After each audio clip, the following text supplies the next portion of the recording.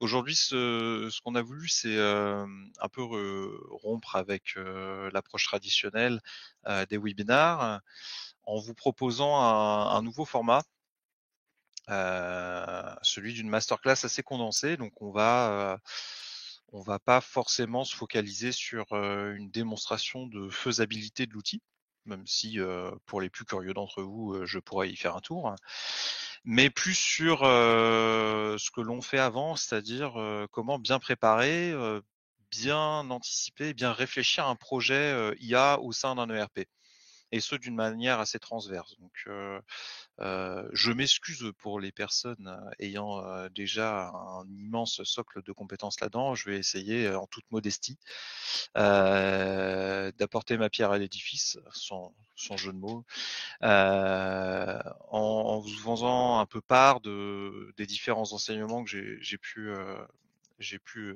avoir au travers entre autres de ma formation auprès de l'école polytechnique sur justement l'IA pour le business.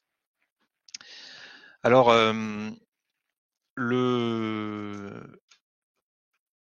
premier point finalement sur lequel je vais passer un peu de temps, c'est l'introduction sur l'IA, puisque l'IA c'est un terme qu'on entend à peu près partout. On est bombardé médiatiquement par la notion d'IA, et l'un de mes professeurs a dit quelque chose que j'avais trouvé assez juste et fin. C'est que globalement, la promesse, mais je l'ai peut-être déjà dit sur certains webinaires que j'ai fait, la promesse francophone est beaucoup moins importante que la promesse est beaucoup plus importante, autant pour moi, que la promesse anglophone, puisque en français on parle d'intelligence, en anglais on parle d'intelligence, et la traduction littérale serait information. Donc en fait, on est plus on a un registre un peu moins intense que le francophone. Et ça, c'est quelque chose euh, qu'il est important de garder en tête tout au long de cette masterclass. Et d'ailleurs, j'en profite, si jamais vous avez des questions qui surgissent, n'hésitez pas à les poser. Il y a un espace de questions. Je l'ai sous les yeux. Donc, si jamais il y a des questions, je tâcherai d'y répondre assez dynamiquement au cours de l'échange, et privilégier les questions, parce que si vous les envoyez dans le chat, j'y aurai pas aussi aisément accès. Donc, commençons par une introduction sur l'IA en essayant de venir identifier les différents types d'IA en 2025. Alors, il y a 3 grandes catégories un peu usuelles qu'on va retrouver autour de l'IA au sein des ERP. On va avoir l'IA descriptive, l'IA prédictive et l'IA prescriptive. Alors vous voyez, il y a le mot IA partout, parce qu'en 2025 et en 2024 aussi d'ailleurs, on mettait IA partout. Avant, on parlait de data. IA descriptive, ça va être vraiment l'IA qu'on va utiliser pour analyser les temps passés et essayer de comprendre les temps futurs. C'est vos indicateurs. C'est vraiment pas, c'est pas nouveau comme concept, hein. C'est quelque chose qu'on explore depuis longtemps. Donc l'IA prédictive, on va aller un peu plus loin dans le concept, c'est-à-dire que l'on va cette fois-ci encore une fois se baser sur des données passées pour entraîner des modèles afin de prédire de la donnée future. Ça, c'est des choses qui ont déjà quelques années aussi dans les pattes, puisque c'est tout ce qui va être machine learning finalement. C'est tout ce qui va être forecast, qui sont aujourd'hui des notions indispensables à avoir si vous voulez gagner en efficacité opérationnelle. J'ai préparé une slide use case autour de Samsung. Et enfin, la dernière IA commune que l'on va retrouver dans les systèmes ERP, ça va être l'IA prescriptive. Donc là, c'est tout simplement, vous avez identifié des processus et vous allez utiliser une IA pour améliorer ces processus, pour gagner en performance, encore une fois. On se base encore sur de la donnée, mais on a une approche un peu différente. On a une approche très process, des choses très automatisation des choses, parce que en analysant la donnée, on s'est rendu compte qu'on pouvait automatiser et donc on va automatiser. Là où l'IA prédictive ne prend pas de décision, elle rend compte. L'IA descriptive rend complètement compte.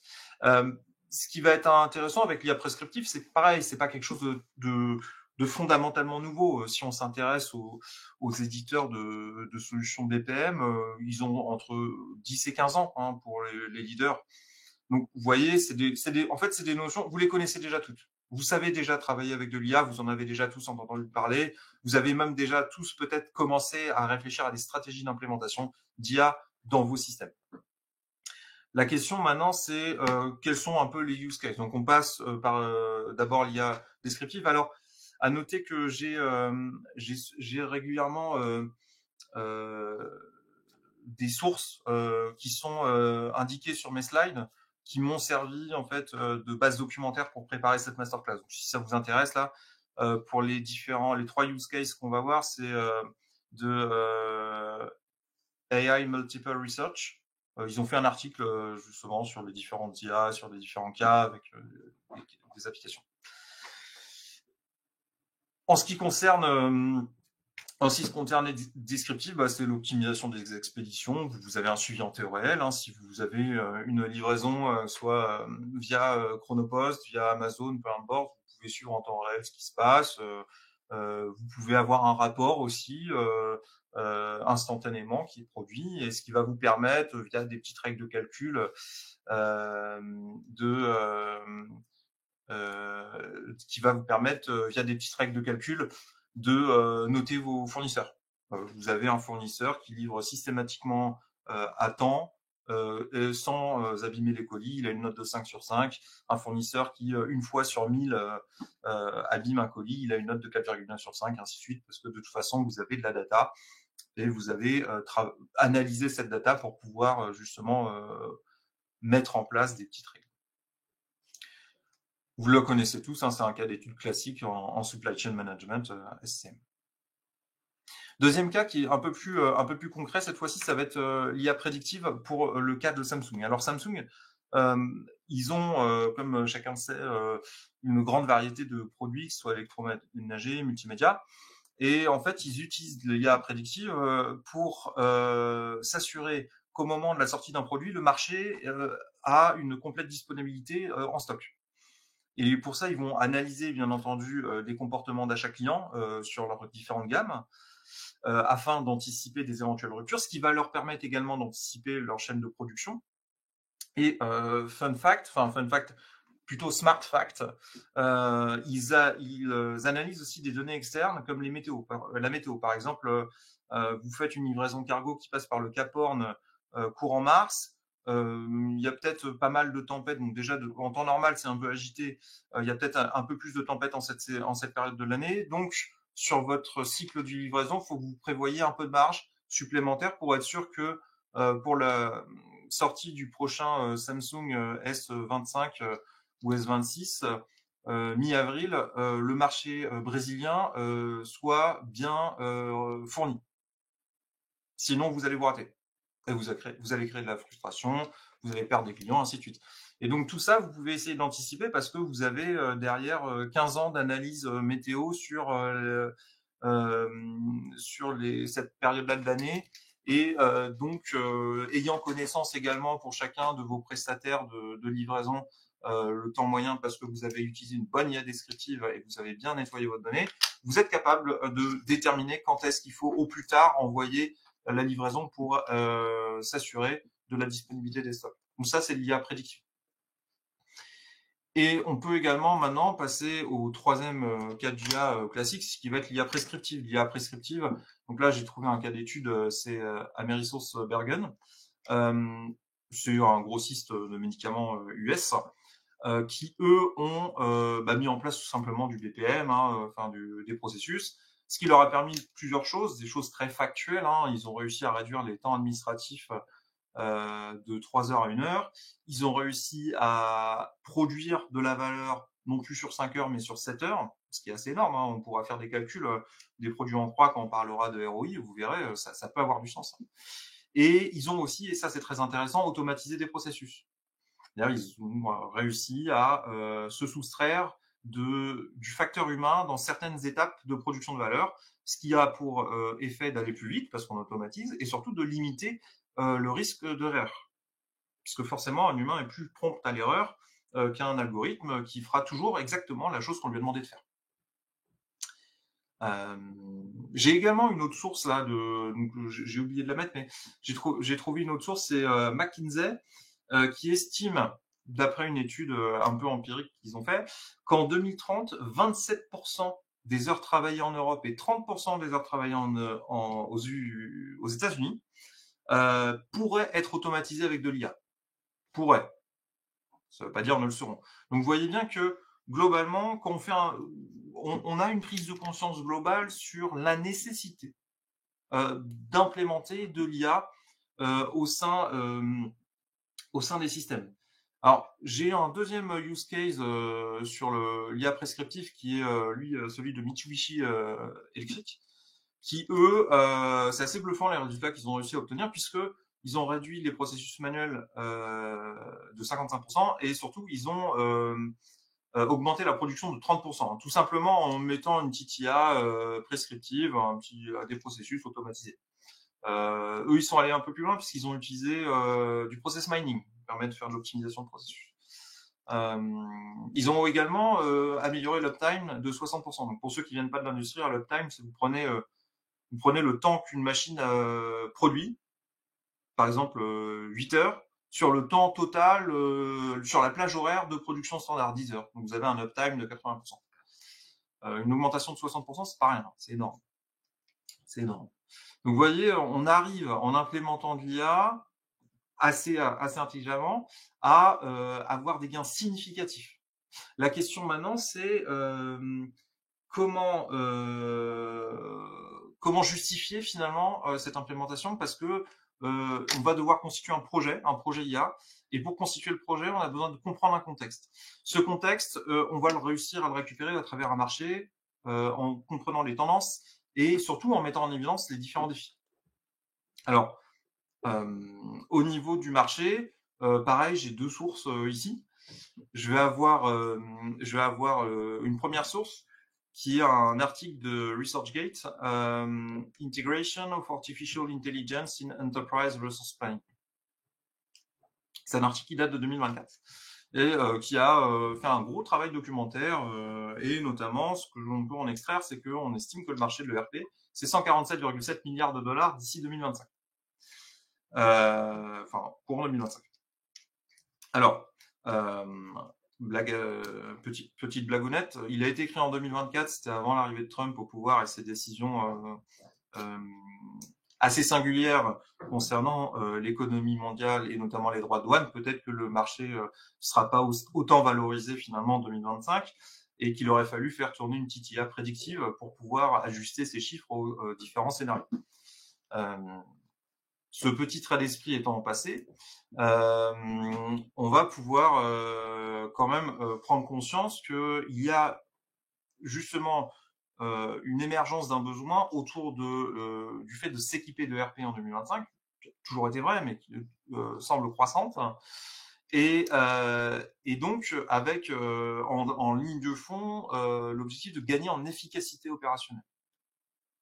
Et aujourd'hui, l'efficacité opérationnelle ne se suffit plus par le simple équipement d'un ERP. Il faut aller plus loin. Il faut réussir à apporter auprès des utilisateurs des outils qui favorisent l'adoption justement des ERP.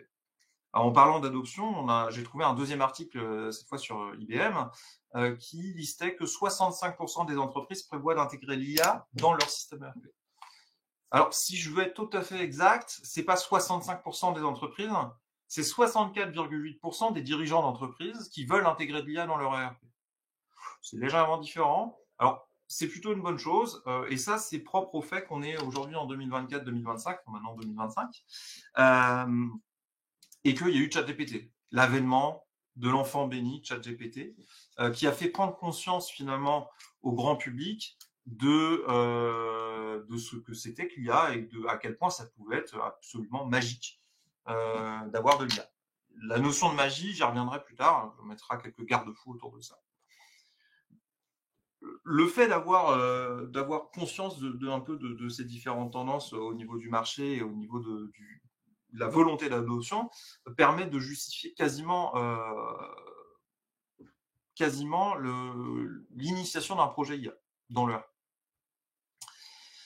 Ce qui va être intéressant également, c'est de poser la question des tendances émergentes. Alors, la tendance émergente, bon, elle était émergente en 2019, elle l'est un peu moins en 2025, elle reste quand même aujourd'hui émergente de par son dynamisme. Ça va être l'IA générative, qui porte très bien son nom d'ailleurs, puisqu'elle est là pour générer. Et elle génère vachement bien.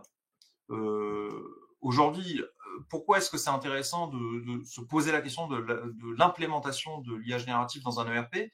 Une première réponse, ce serait l'adoption. Comme je le disais en préambule, on est bombardé d'IA. Vous avez de l'IA dans les robots qui coupent la pelouse, vous avez de l'IA dans vos téléphones, vous avez de l'IA dans vos ordinateurs, vous avez même de l'IA dans vos frigos. J'en suis quasiment certain qu'il y a bien un constructeur qui va nous sortir ça. Et si vous l'avez déjà vu passer, n'hésitez pas à mettre un petit commentaire dans le chat, ça me fera au moins sourire. Et du coup, forcément, on a, d'un point de vue population, conscience de l'IA. Et on a envie de l'avoir, on a envie de l'utiliser, on a envie de se dire que c'est quelque chose aujourd'hui qu'on peut consommer, notamment à des fins professionnelles. Alors, il y a toujours des récalcitrants, hein, mais néanmoins, aujourd'hui, proposer un système qui a l'IA, ça permet de faciliter l'adhésion de la part des utilisateurs, car c'est déjà des usages qu'ils ont quotidiennement, pour certains. L'intérêt également de se poser la question de l'IA générative, c'est tout l'aspect innovation. Aujourd'hui, le monde de l'IA générative est bouillonnant. Enfin, je veux dire, les connaissances que vous aviez il y a 3 mois sont peut-être déjà obsolètes maintenant. Il y a un nouveau protocole qui a été développé par Anthropic. Il y a une nouvelle solution qui vient de sortir qui permet de faire du vibe coding pour ceux qui s'intéressent un peu à ça. C'est absolument bluffant. Vous promptez votre truc, ça génère une application, le vibe coding. Et là, on dit, OK, ça sert plus à rien de développer. C'est faux. Donc, vous voyez, c'est quelque chose qui évolue, ça va évoluer, ça va évoluer. Pourquoi? Parce qu'on n'est pas encore en totale maîtrise, enfin, en tout cas, le grand public l'est pas, en totale maîtrise de ce qu'est l'IA générative. Je pense que le nombre de personnes qui comprennent parfaitement comment ça fonctionne, il n'y en a pas beaucoup et ils doivent être dans des labos chez Google ou chez Anthropic ou chez OpenAI. Hein. Ils sont pas consultants SI à la défense. Ils sont pas là. Ils sont pas. Ils sont en train d'entamer leur 3e thèse. Pourquoi je vous dis qu'on comprend pas, c'est aujourd'hui, je suppose que vous avez tous un peu suivi la vibe de la nouvelle génération d'images par OpenAI, qui permet de faire du Miyazaki en demandant de faire du Miyazaki.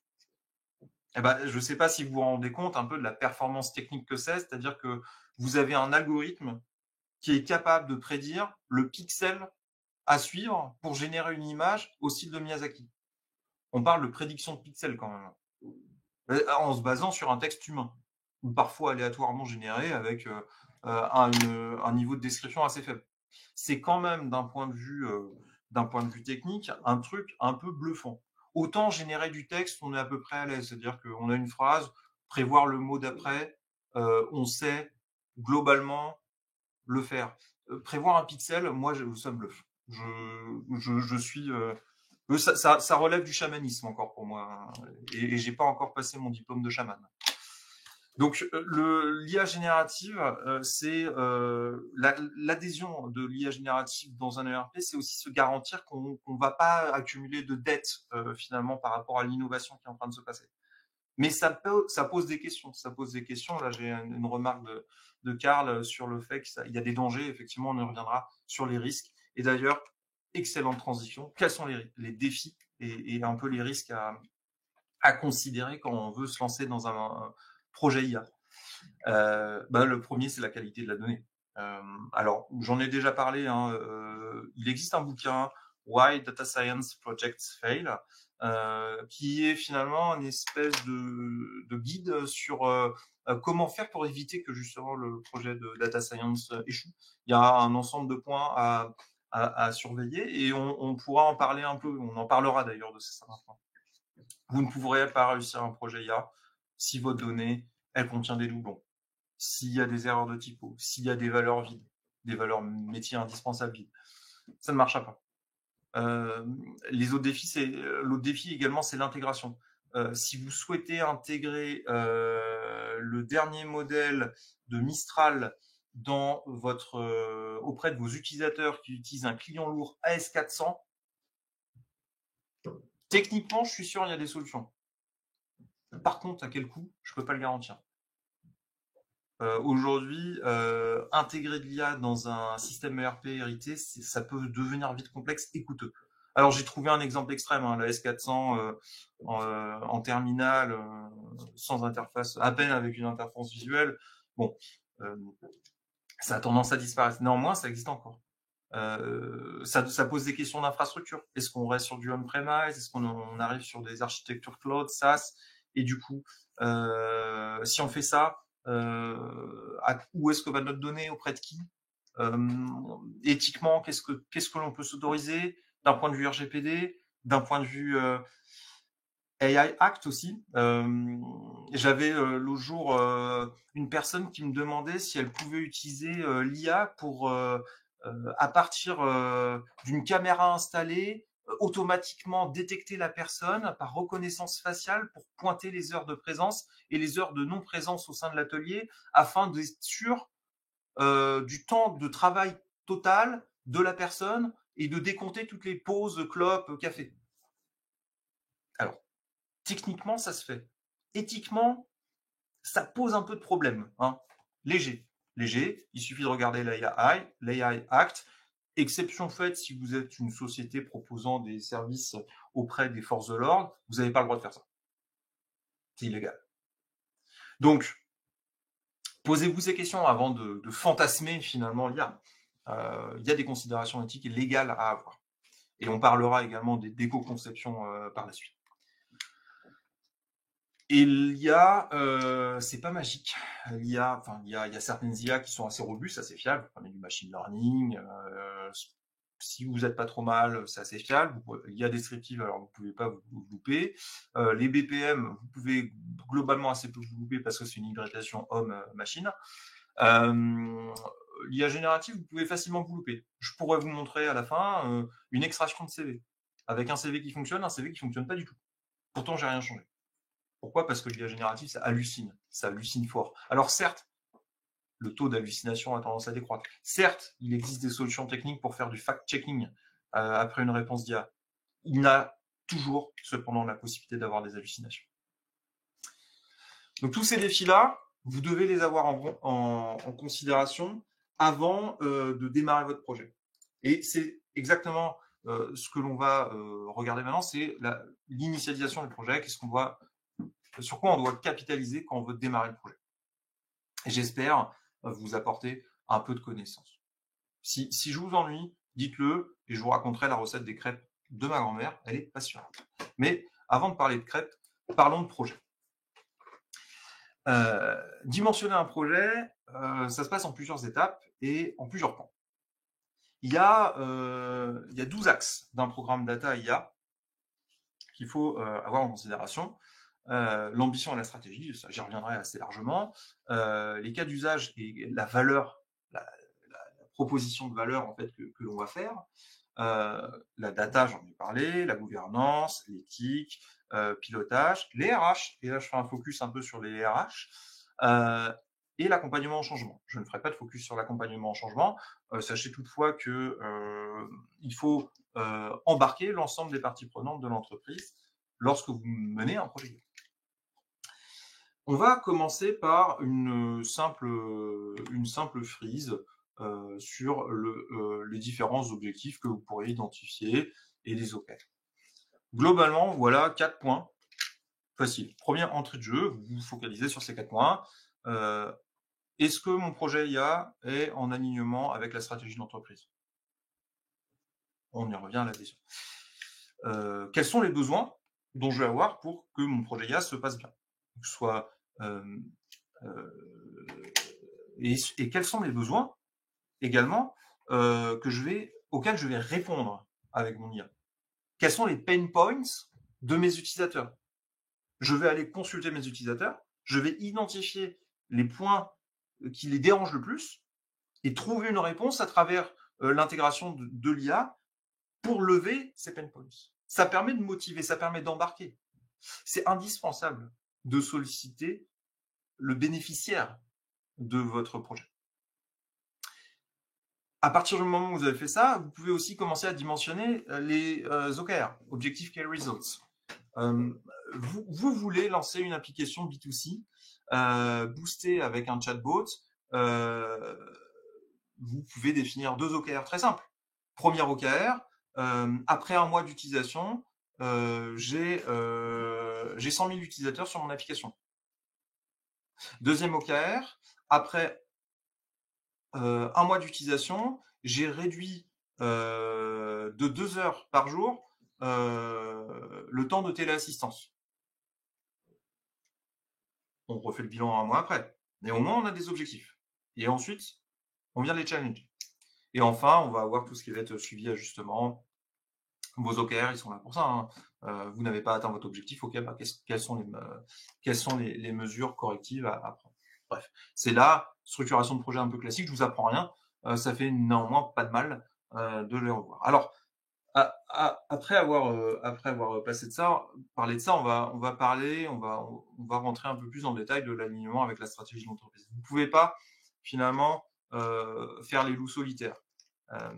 Il y a quelque chose qui est assez important, c'est les 5 points là, que je vous ai listés ici.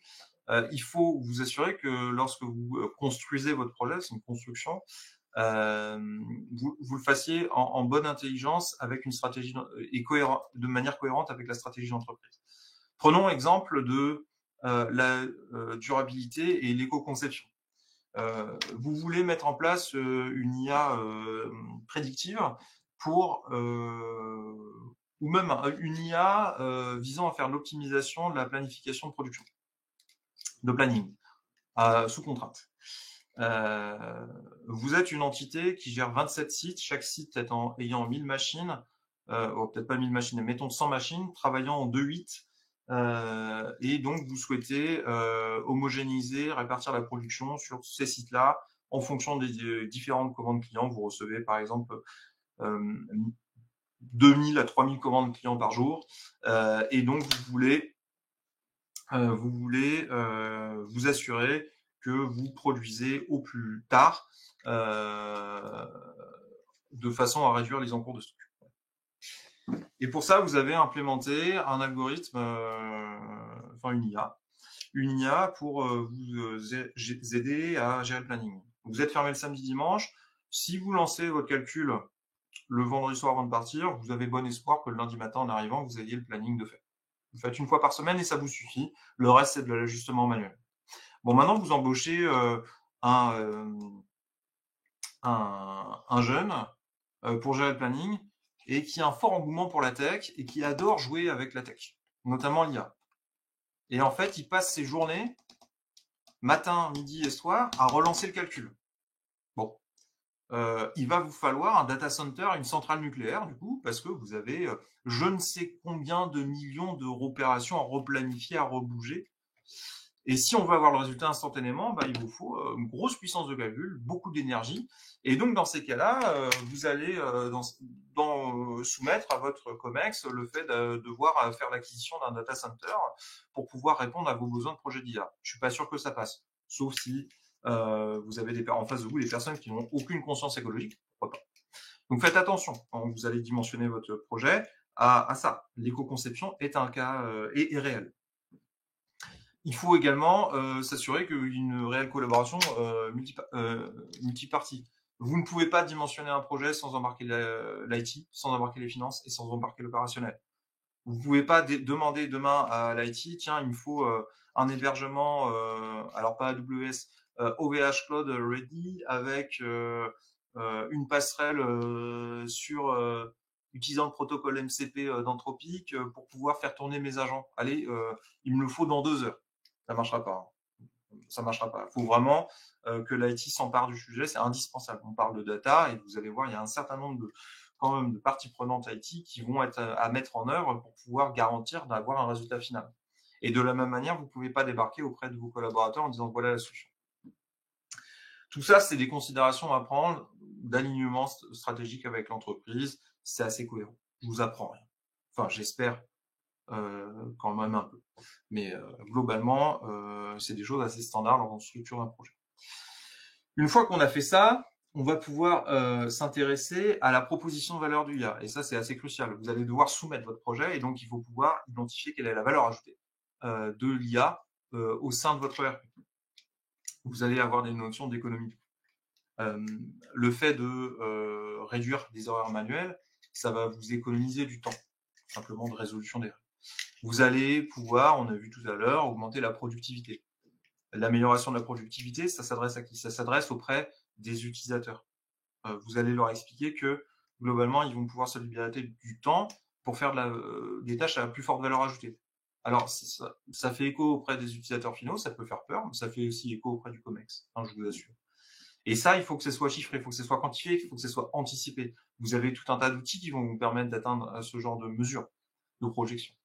Et bien entendu, l'impact sur le revenu, ce qui intéresse le plus de personnes, ça va être tout ce qui va être ROI. Quel est le ROI finalement qu'on va réussir à tirer? Et on va pouvoir comme ça, justement, faire un petit focus sur le ROI à un moment donné. Alors, une fois qu'on a fait un peu ces états des lieux de proposition de valeur, d'alignement stratégique, on va pouvoir passer aux ressources. Et là, je vais passer un peu plus de temps sur les ressources. Les ressources, elles sont multiples. Les ressources, elles sont techniques, c'est-à-dire que vous allez avoir de la ressource data, il va falloir la prendre en considération. Et pour prendre en considération cette ressource data, il va falloir des ressources humaines. Et c'est parti pour les ressources humaines avec ces 4 blocs. On a 4 blocs autour de la data. On va voir la data gouvernance, la data structuration, la data valorisation et la data activation. Dans chacun de ces blocs, on a des sous-ensembles, que ce soit le stockage, que ce soit les modèles de données, que ce soit la partie analytique, data science, BI et ainsi de suite. Tout ça, c'est ce qui va constituer votre socle technique, ce dont vous aurez besoin dans votre projet de mise à disposition pour que votre projet fonctionne bien, pour que le résultat, la valeur ajoutée soit présente. Pour animer tous ces blocs-là, vous allez avoir tous ces métiers qui existent. Ce n'est pas des faux métiers. Alors, aujourd'hui, il existe des personnes qui ont plusieurs casquettes. Possible. Néanmoins, si vous demandez à un data analyst de coder comme un data scientist, il arrivera peut-être à le faire, d'autant plus avec les nouveaux produits qui existent sur le marché, mais il le fera peut-être de manière moins efficace. Il mettra peut-être plus de temps, parce que c'est pas son métier de coder, c'est le métier du data scientist. Le data scientist, il est là. Vous allez avoir besoin aussi de quelqu'un qui détenteur de la data, le data owner, c'est lui qui va être un peu le garant de votre donnée. Et vous allez avoir besoin aussi de quelqu'un qui va architecturer votre système data architect. Ça n'existe pas aujourd'hui, les moutons en 5 pattes. Qu'on soit clair. On arrive à un lieu du marché où la data étant si cruciale, que ce soit d'un point de vue interne ou même d'un point de vue stratégique, aujourd'hui, avec ce qui se passe entre les US, la Russie et tout ça, on se rend bien compte que la data, c'est un sujet. Pourquoi est-ce que aujourd'hui il y a un recul du marché sur AWS? C'est parce qu'on se dit, mince, ma data, j'en suis pas propriétaire. Avec les lois extraterritoriales, qu'est-ce qui peut se passer? Globalement, vous n'avez peut-être pas besoin de toutes ces compétences. Néanmoins, vous devez avoir conscience qu'elles existent. Parce que si on reprend le petit schéma de tout à l'heure, on voit qu'on arrive assez aisément à positionner ces différents corps de métier sur nos différents blocs. On va avoir le data architect pour l'architecture. On va avoir le machine learning engineer qui va faire le lien entre la data structuration et la data valorisation. C'est lui qui est là pour ça. C'est lui qui connaît les algos de machine learning. Et on va retrouver comme ça un peu un ensemble de corps de métier qui vont être indispensables dans votre projet. Et donc, vous allez devoir les mesurer, parce que aujourd'hui, c'est peut-être pas des ressources que vous avez en interne, ou des ressources que vous n'avez pas encore complètement en interne, il va falloir faire de la montée en compétences. Et donc, dans votre projet IA que vous êtes en train de préparer, il va falloir justement quantifier le coût que ça représente, soit de faire appel à ces ressources-là, soit de faire monter en compétences. Et c'est des coûts directs, ils sont pas forcément cachés. Alors, même si aujourd'hui, si on s'intéresse à la brique ERP, en fait, on se rend assez rapidement compte que toute la partie data structuration, qu'on parle vraiment strictement de la donnée ERP, généralement, elle est portée par l'éditeur de logiciels. il s'assure, lui, de la format de sa data. Aujourd'hui, on a aussi des éditeurs de logiciels, Axelor en faisant partie, par exemple, qui proposent des briques de data valorisation. Donc, ça vous permet aussi de vous soustraire de certaines compétences. Tout ce qui va être, par exemple, la BI. C'est de plus en plus commun, accepté, tout du moins, d'avoir des outils de BI embarqués au sein des ERP. Là où ça va devenir un peu plus compliqué, c'est la partie analytique et data science. Ça arrive, c'est pas encore tout à fait prêt partout. Une fois que vous avez pris en considération justement les différents métiers, alors n'hésitez pas à me poser des questions hein, si vous en avez. Vous avez déjà un bon panel d'un besoin en ressources. Et maintenant, ce qui vous manque, c'est de cartographier, ça va être de cartographier une vision cible, de donner en fait des éléments visuels pour comprendre pourquoi le projet, qu'est-ce qui motive le projet. Alors moi, il y a un outil que j'aime bien, c'est le plan de transformation. Bon, j'en ai mis un ici, là, à titre d'exemple, et voilà, je vais vous expliquer rapidement comment faire fonctionner ça. Donc, on a sur un plan de transformation très simple, une vision actuelle, une vision cible. On a les différents axes. Donc là, BDD Data, stratégie marketing, les outils, l'organisation. Et les temps, les différents temps que l'on s'autorise dans notre projet. On ne peut pas réussir à tout faire du premier coup, hein, c'est rien de nouveau là-dessus. Et on va essayer justement avec les métiers, avec tout le monde, de cartographier un peu tout ce qu'il est nécessaire de mettre en œuvre pour chacun des axes stratégiques que l'on identifie afin d'atterrir sur la vision cible. Et on découpe ça en temps. Super outil qui est nécessaire, qui a un travail nécessaire à faire en amont de votre projet. On est toujours dans le contexte d'une masterclass sur comment bien initier son projet IA dans le RP. Il vous faut cet outil-là. Il vous faut un outil similaire, plus ou moins, d'identification de tout ce que vous devez mettre en œuvre pour atteindre votre vision cible. Je vous en donne, hein, il y en a d'autres. N'hésitez pas à faire vos suggestions. Peut-être que vous avez d'autres outils que vous utilisez au quotidien. Moi, j'aime bien celui-ci, il est très, très visuel et très joli. Et puis surtout efficace, je trouve. Et enfin, si on devait finalement passer au dernier pan, qui est peut-être un peu plus, enfin tout aussi critique finalement, ça va être la pile technologique et les analyses de risque.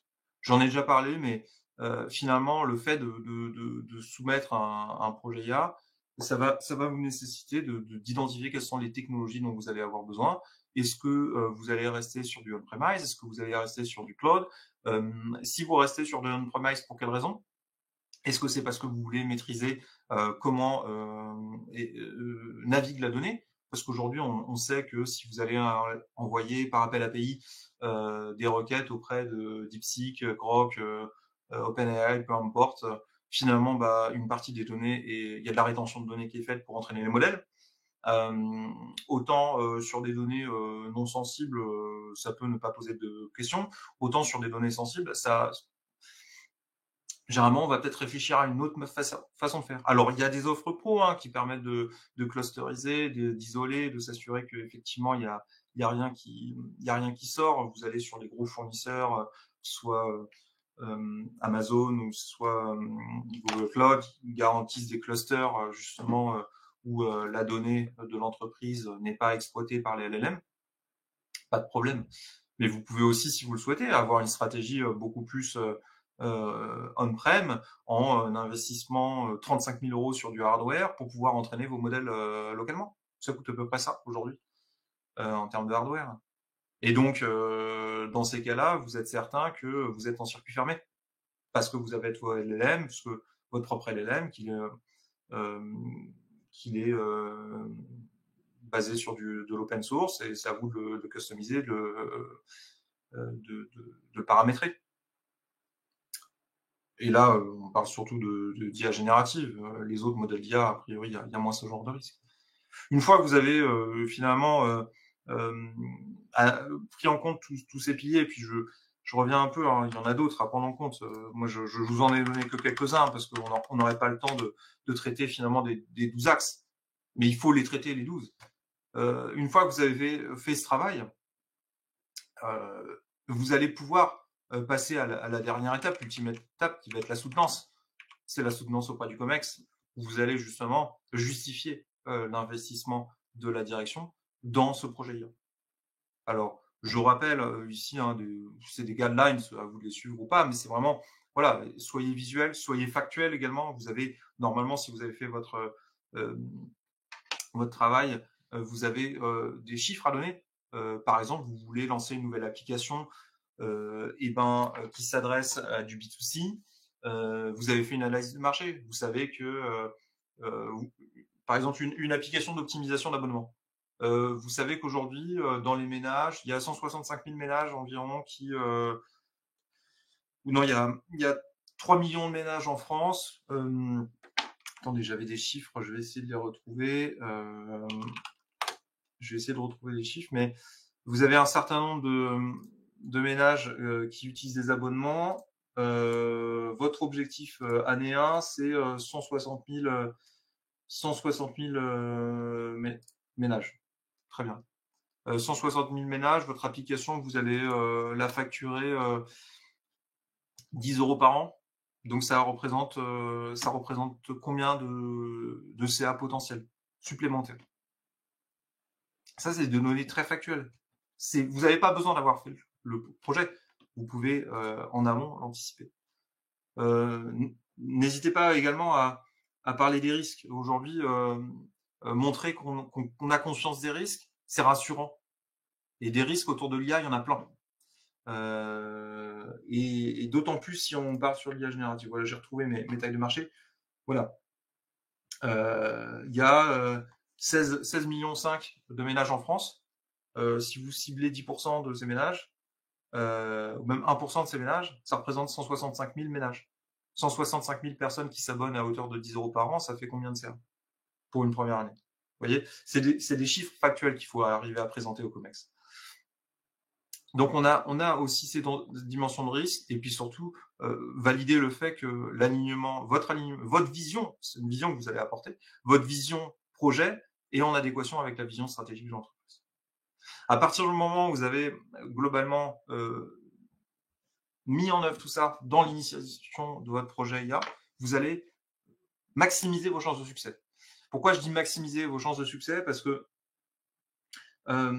j'étais en préparant cette masterclass, je suis tombé sur une autre statistique qui est intéressante. Attendez, je vais essayer de vous la retrouver.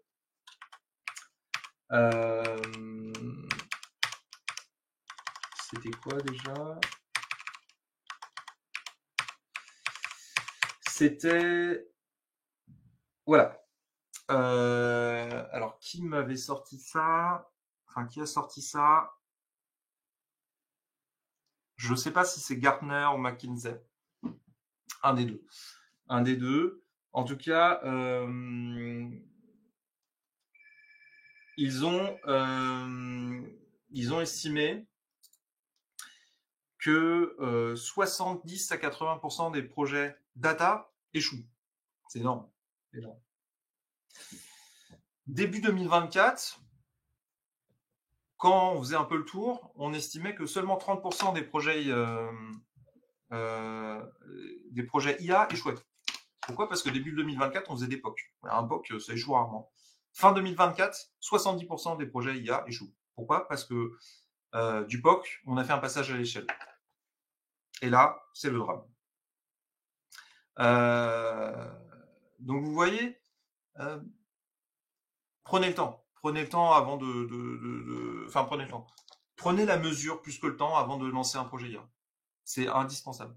Et surtout, soyez armés de tous les enjeux que ça peut impliquer, que ce soit d'un point de vue valeur ajoutée, d'un point de vue transformation, d'un point de vue accompagnement au changement, d'un point de vue utilisateur.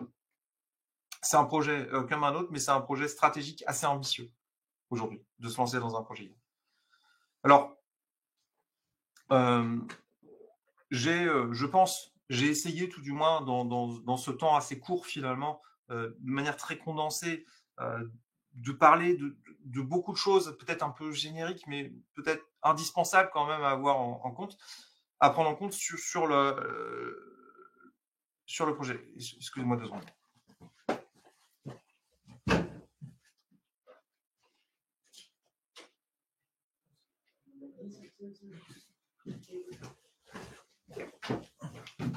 Voilà. Bon, je suis absolument navré, je me suis fait interrompre. Et donc, voilà, c'est des enjeux, faut pas les perdre. de vue, parce que vous allez pouvoir gagner beaucoup, mais vous risquez de perdre énormément si vous ne faites pas attention à tout ça. Je vous remercie pour votre attention. J'espère que ça vous a intéressé. J'espère que ça vous a apporté quelques éléments de réflexion plus que de réponse, peut-être de réponse, et j'en serais très honoré. Peut-être ce que je voulais vous montrer, c'était dans le RP. Donc, voilà, un petit exemple. Je vais vous montrer un petit exemple pour vous montrer justement à quel point il faut être précautionneux finalement quand on veut utiliser l'IA. Alors, on a chez Accelor, on a intégré l'IA et à cet égard, on a par exemple un chatbot. Le chatbot, expérience utilisateur, donc, le chatbot, c'est donne-moi quel est le montant total des commandes. Je pose une question, j'attends qu'il réfléchisse, et puis le LLM va tant bien que mal me proposer une réponse très verbeuse, et il va faire une opération, il va me donner un montant. Alors, j'aurais pu calculer, j'aurais pu choisir ma calcul. Je peux choisir de lui faire confiance, et c'est là où il faut faire attention, la qualité de la réponse. Deuxième cas, que je trouve assez intéressant, c'est l'OCR. L'OCR, c'est un cas assez réel, donc je vais faire une première extraction avec un CV exemple. Donc vous avez ici le CV, on est chez martin@gmail.com, et j'ai demandé à un OCR une IA d'extraire de la data de cette image.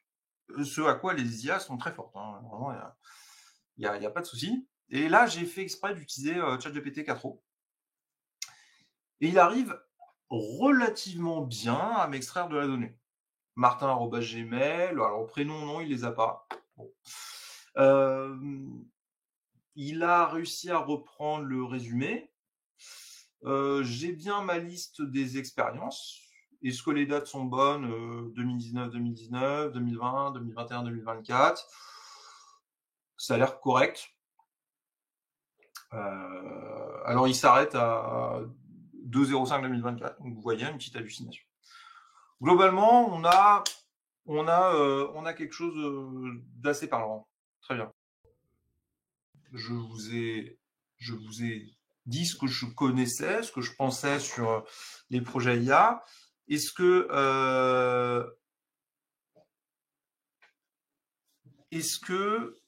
vous avez des questions? Est-ce que vous avez des remarques, des suggestions? On est là pour échanger, hein. À vous de jouer. J'ai une question de Karl. Quel modèle est implémenté dans Accelor? Alors, je vais y répondre. Je démarre la réponse. Voilà. Donc là, concernant Accelor, sur le choix d'implémentation qui a été fait, c'est de pouvoir finalement adresser n'importe quel type de modèle. On a dans les configurations de l'application la possibilité d'indiquer quels sont les providers et les clés API correspondantes, ou alors dans le cas d'autres providers comme Vertex, c'est pas des clés API, mais c'est des projets. Et donc vous faites du déclaratif, donc ça peut être soit du self-hosted, soit en passant par des grands acteurs du marché. Et après, une fois que vous avez sélectionné votre provider, vous avez le choix des modèles du provider. Par exemple, le Mistral, vous avez le Mistral Embedded, vous avez le Mistral Large, le Code Stral, voilà, vous avez tout un tas de modèles accessibles. Et c'est le nom du modèle en fait qui permet c'est à partir du nom du modèle que vous allez adresser le bon modèle.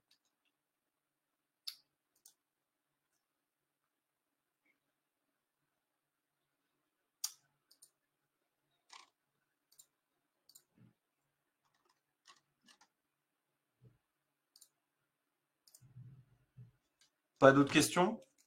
Bah écoutez, s'il n'y a pas d'autres questions, il y a deux options. Soit j'ai été très clair, soit je ne l'ai pas été du tout. Et dans ce cas-là, je m'en excuse. Mais j'espère que c'est la première option. À quand aura lieu Alors j'ai une autre question sur quand aura lieu la deuxième session. On va faire une communication là-dessus. Alors, hop, je démarre la réponse. Alors effectivement, il y aura une deuxième session qui va être un peu la suite logique de l'initialisation d'un projet ERP. Pour ça, on vous fera une communication assez rapidement, et notamment sur les items qui vont être abordés. Alors je peux déjà vous teaser un peu finalement les différents items que l'on va aborder. Laissez-moi reprendre mes notes parce que même si c'est moi qui l'ai fait, j'ai quand même pas tout le temps la mémoire très fraîche. Donc la deuxième session, ça va être là on était en phase de préparation du projet. La deuxième, c'est le pilotage. Euh, on va vraiment se poser la question côté produit. Comment est-ce que justement on implémente un produit IA dans le RP? Et également on se posera toutes les questions légales et éthiques. On parlera de l'AI Act, on parlera du RGPD et on parlera d'éco-conception un peu plus en détail. Voilà, donc c'est vraiment de la vision à l'implémentation, voilà, et les enjeux. Qu'est-ce que sont les lois extraterritoriales et les impacts, comment on gère la propriété intellectuelle, la gestion des brevets, tout ça. On en parlera sur la session 2. Ça permet d'avoir vraiment un aperçu complet de ce que l'on doit prendre en considération quand on commence et fait un projet IA.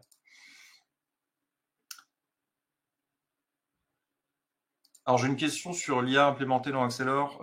A-t-elle des accès aux données de vente ou d'achat, par exemple, pour en faire des prédictions? Ça dépend de quelle IA on parle, parce qu'il y a plusieurs natures dans Accelor. La réponse, c'est oui. Finalement, comment est-ce qu'un LLM même a accès à votre data? C'est parce que vous avez vectorisé votre data. Aujourd'hui, il existe des approches de vectorisation disponibles sur les bases de données Postgre ou pgvector, par exemple. Et donc, vous pouvez créer autant de vecteurs que vous le souhaitez sur autant d'objets métiers que vous le souhaitez. Et dans ces cas-là, lorsque vous allez prompter auprès de votre LLM et que vous avez mis en place un RAG, parce que nous, on est en train de finaliser ces travaux-là, la mise en place du RAG va vous permettre d'enrichir finalement la requête utilisateur des données fonctionnelles disponibles dans la base de données.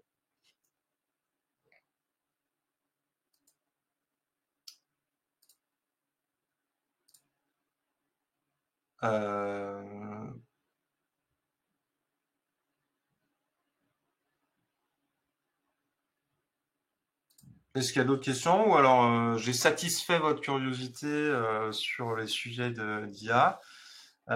N'hésitez pas à nous faire un petit feedback pour ceux qui sont encore connectés sur est-ce que le format masterclass vous a conquis, vous a plu. C'est une première pour nous, donc c'est vrai qu'on est assez friand de ce genre de retour. Dans tous les cas, je vous remercie pour votre attention et puis je vous dis à très vite pour la deuxième session qui sera peut-être un peu moins abstraite, un peu plus factuelle et légale, dirons-nous.